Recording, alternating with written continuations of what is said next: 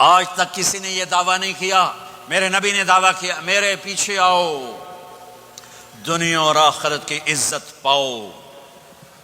ایک بدو آیا، کہنے لگا اے محمد، آپ نے کہا لبیک۔ آپ بدتمیزی کا جواب ہمیشہ محبت سے دیتے تھے، آپ نے کہا لبیک۔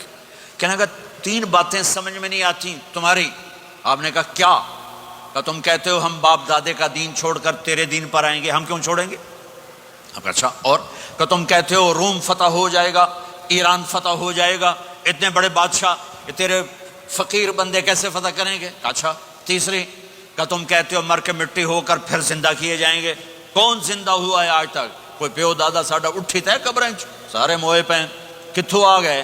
آپ مسکرائے، آپ نے کہا لعلک تطول بک الحیا، انشاءاللہ تیری زندگی لمبی ہوگی، تو دیکھے گا سارا عرب میرا کلمہ پڑھے گا، ایران اور روم بھی ٹوٹ کے آئے گا، اور باقی رہے گی تیسری بات مر کے اٹھنے والی، تو اس دن تیرا ہاتھ پکڑ کے تجھے بتاؤں گا۔ تیسری گل پوری ہوئی کہ نہیں ہوئی؟ وہ کہنے لگا میں نہ مانوں، بڑا کوئی تکڑا ہے، واپس ہی ٹر گیا۔ جب مکہ فتح ہوا، عرب مسلمان ہو گئے، کہنے لگے بھی ایک غلطہ ہو گئی۔ حضرت عمر کے زمانے میں ایران بھی فتح ہو گیا اور روم بھی فتح ہو گیا، کہنے لگے دوئی بھی ہوگی کہ تری ہو ہی نہ جاوے، بھلیا کلمہ پڑھ لے۔ تو اس نے کلمہ پڑھا اور ہجرت کر کے مدینے آ گیا اور زندگی مدینے گزاری۔ حضرت عمر جب وہ آتا ان کی مجلس میں، حضرت عمر اس کو فل پروٹوکول دیتے، تو صحابہ حیران ہوتے، ایک بدو کے لیے عمر جیسا بندہ پروٹوکول کیوں دیتا ہے؟ تو ایک دن انہوں نے فرمایا میں تمہیں بتاؤں میں سے کیوں پروٹوکول دیتا ہوں؟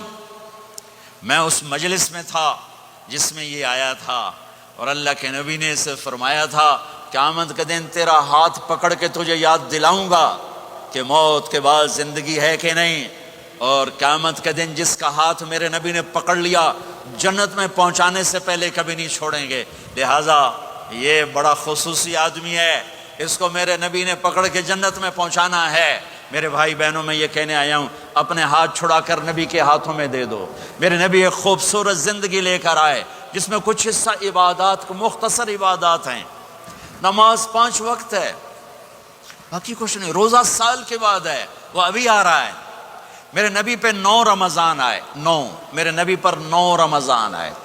مدینہ جانے کے بعد ہجرت کے دوسرے سال شعبان کی 2 تاریخ کو پیر کے دن روزے کا فرض ہونا نازل ہوا، اور میرے نبی ستمبر میں پہنچے ہیں مدینہ منورہ، اور رمضان یوں پیچھے جا رہا ہے، ستمبر سے اگست میں آیا ہے، اگست سے جولائی میں آیا ہے، اور جولائی سے جون میں آیا ہے، اور میرے نبی اللہ کے پاس چلے گئے۔ سارا رمضان میرے نبی نے گرمی کا گزارا، 9 رمضان سارے گرمی کے روزے، اور میرے نبی کی سحری ہوتی تھی 2 کھجور اور 1 گلاس پانی پر روزہ رکھتے تھے عام طور پر، کبھی کبھی کھانے کو بھی مل جاتا تھا، لیکن 2-3 کھجوریں اور 1 گلاس پانی، اس پر میرے نبی نے 9 رمضان گزارے، اعتکاف کر کے دکھایا، پورا مہینہ 20 دن 10 دن، پھر ساری زندگی 10 دن کا اعتکاف فرمایا۔